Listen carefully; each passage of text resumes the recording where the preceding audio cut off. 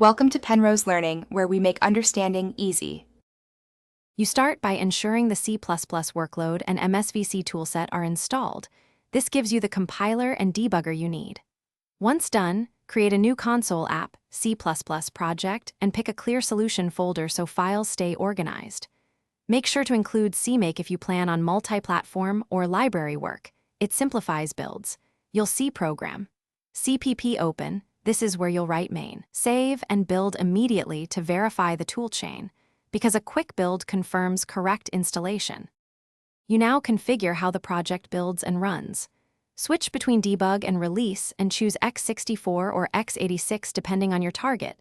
Debug gives symbols, release optimizes for speed. Then open project properties to include directories, library paths, and preprocessor definitions so headers and libs resolve. Once configured, write a small function and place breakpoints. Use step-into to inspect logic and watch to monitor variables. This helps you catch bugs early and understand program flow as you finish by running tests and doing a release build to validate performance. If using external libraries, integrate them via vcpkg or NuGet, and then rebuild so linkers resolve correctly. Once tests pass, publish or create an installer if needed.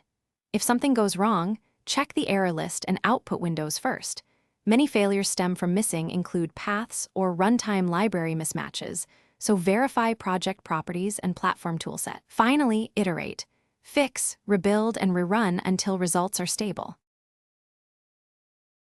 Thanks for watching. If this was helpful, leave a like and consider subscribing. See you next time.